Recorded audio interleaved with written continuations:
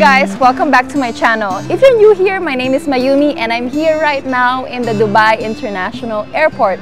Now, it's a Friday night, so it's quite busy. A lot of people are running around, going to their terminals, going to their gates.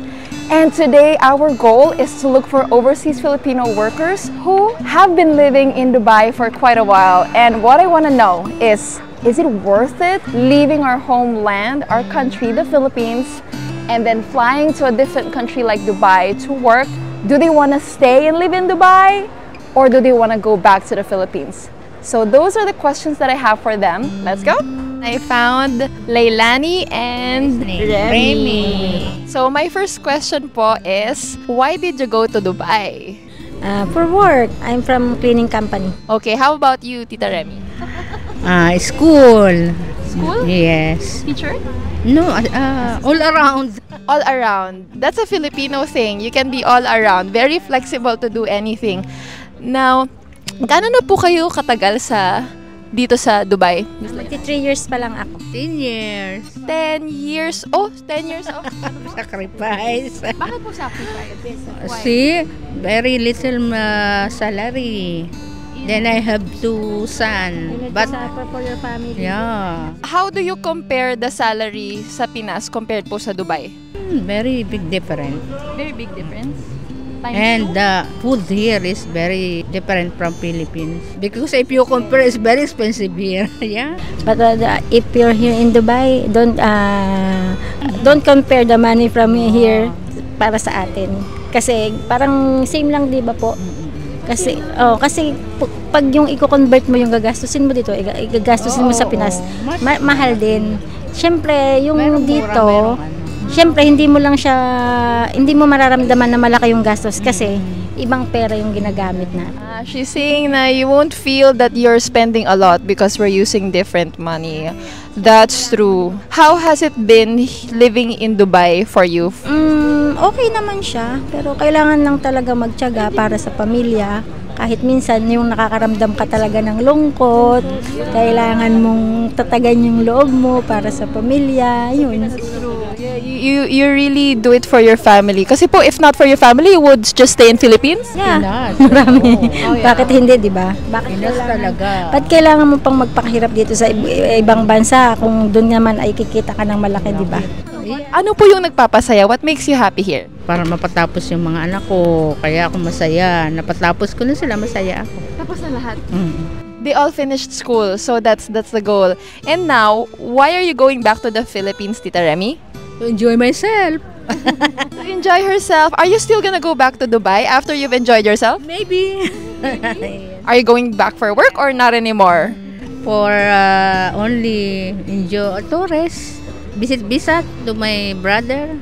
Because my family is still here. My brother, my nephew. So I will come back soon.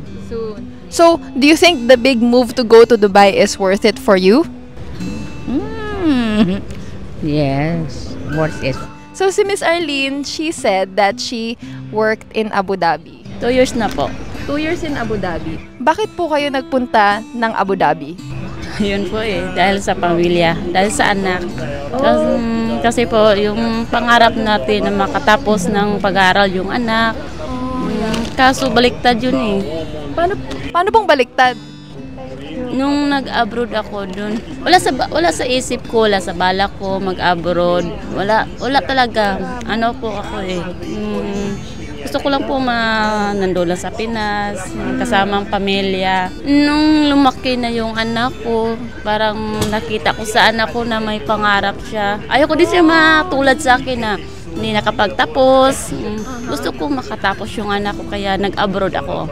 Kaso after 1 year, yung anak ko ay nawala. Paano pong nawala?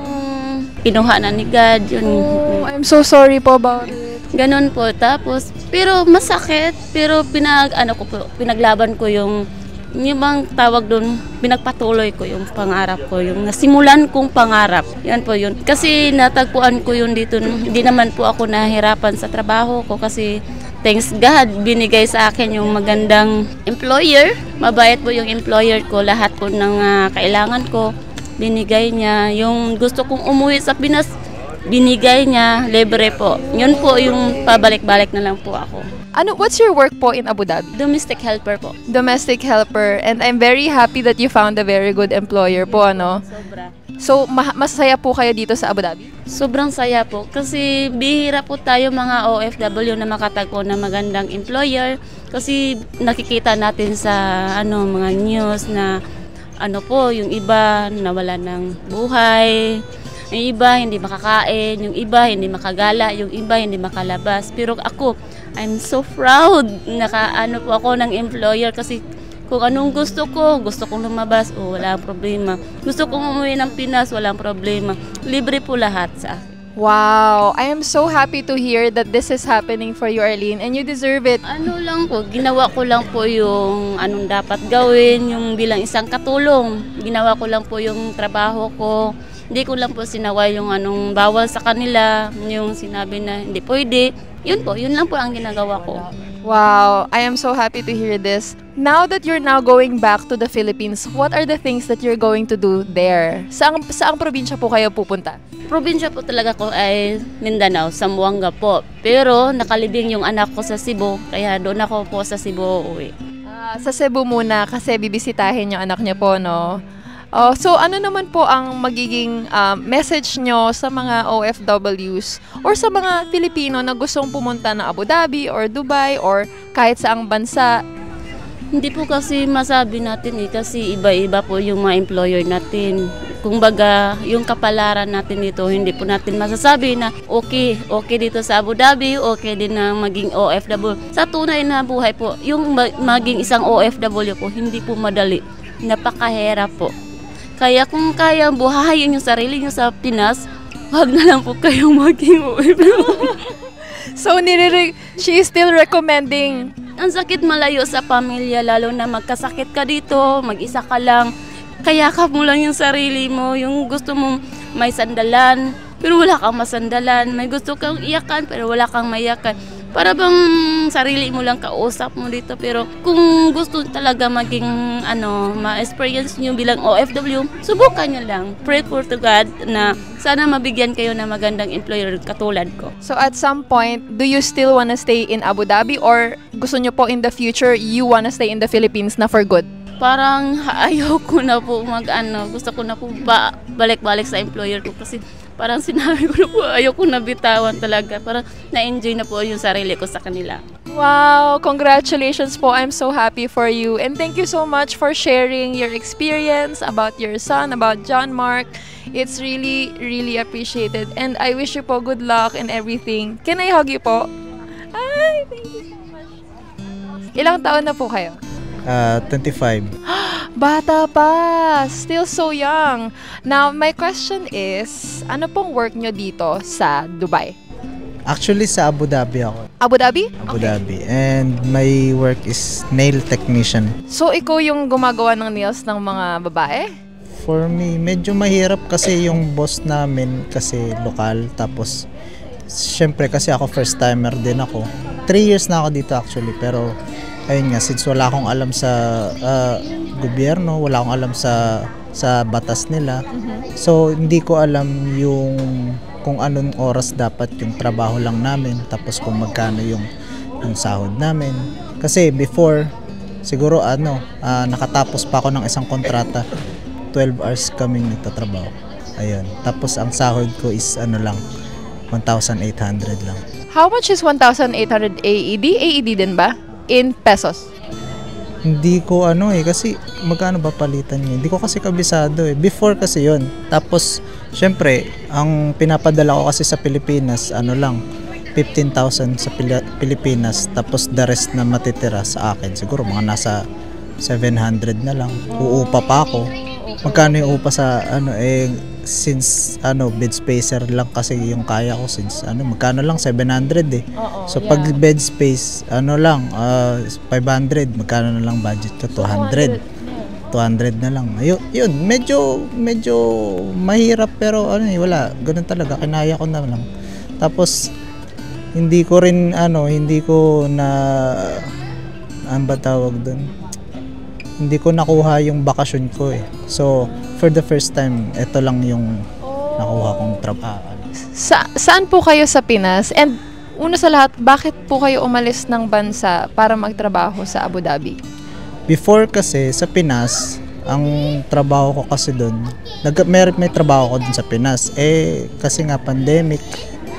So, 2 years akong nawalan ng trabaho. Tapos, since yung pinsan ko kasi nandito, tinanong ko siya, baka sabi ko, baka kailangan nyo ng trabahador. Yung sakto yung shop nila, shop namin ngayon, yung naging shop namin ngayon, before, nung bago-bago pa lang, wala silang tauhan.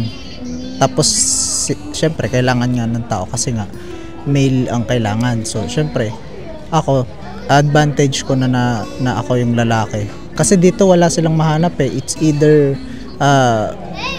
bakla or babae ang gumagawa. Bawal kasi ang babae. Ayaw naman ni amo ng bakla. So, gusto niya talaga lalaki. So, no choice. And, ako, yung chance ko lang is, ayun, ganun. Grinab ko yung opportunity na yun para makapunta dito. So, is it worth it po ba to leave the Philippines and then go to Dubai or Abu Dhabi, or at some point gusto nyo sa Pilipinas na lang magtrabaho? Actually, ngayon, wala akong choice kasi problema ako sa trabaho ko ngayon. Tapos forced termination ang nangyari. Bali, for good na ako sa Pinas. Okay, so ngayon talaga gusto mo pa rin bumalik sa Abu Dhabi para ituloy yung trabaho mo doon? At some point, siguro kung kasama ko yung girlfriend ko, okay lang. Okay lang. Pero kasi wala hindi kasi kami magkasama. 3 years na akong tatrabaho. So long distance relationship with your girlfriend? How? Oh my God, how does that work? Ay, okay naman. Araw-araw lang kami magkausap. Ayun lang, consistency lang. Tapos, hindi, basta, yun lang, wala lang, basta conversation lang, communication. Communication. Okay. So, communication lang. If you don't have any more problem financially in Abu Dhabi and you think you can live in the Philippines, would you prefer to live in the Philippines or sa ibang bansa? It depends kung may mga opportunity makukuha. Pero kung magkakaroon din ako ng opportunity sa Pilipinas na, kunwari, business, ganyan, doon na. Kung alin lang yung ibigay na opportunity sa akin, doon lang ako kakapit. Ang nangyari nun sa between sa akin tsaka sa customer naman yun. Nagkaroon kami ng alitan, tas nagkasagutan. Di ko siya nasugatan, pero nagrereklamo siya kasi nga siguro mainit din yung ulo. Natsyempohan na mainit din yung ulo ko that time. January 1 yun, wala kaming holiday.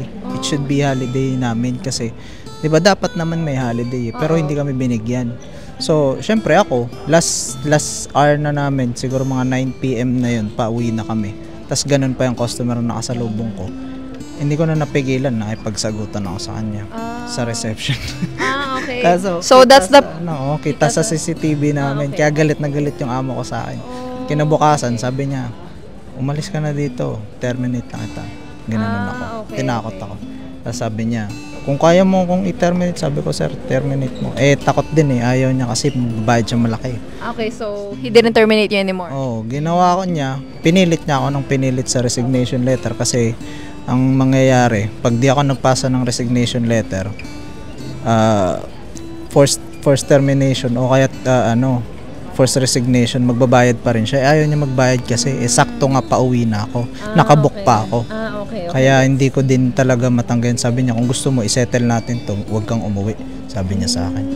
Hindi, kung ayaw mong ibigay yung pera, sabi ko, sige, sa'yo na lang yun. Yeah, okay, got it. Ganun. Gusto ko na rin umuwi na. 3 years din yun, diba? Ang tagal. So this was his problem that he was mentioning earlier and he really wants to go home na kasi 3 years na siyang wala sa Pinas. Makauwi. Hirap kasi, actually wala pa nga akong ipon, pero wala. Ganun talaga. Sabi ko nga nasa na lang din. Pagpasa Diyos na lang lahat. Diba? Yeah.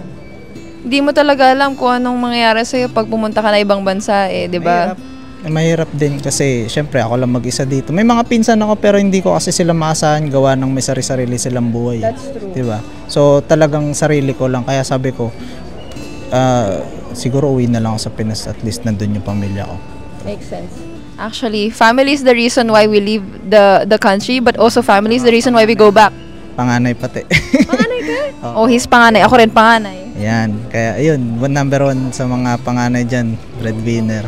Good luck sa inyo lang. Good luck sa mga panganay. Bye-bye. Thank you ulit.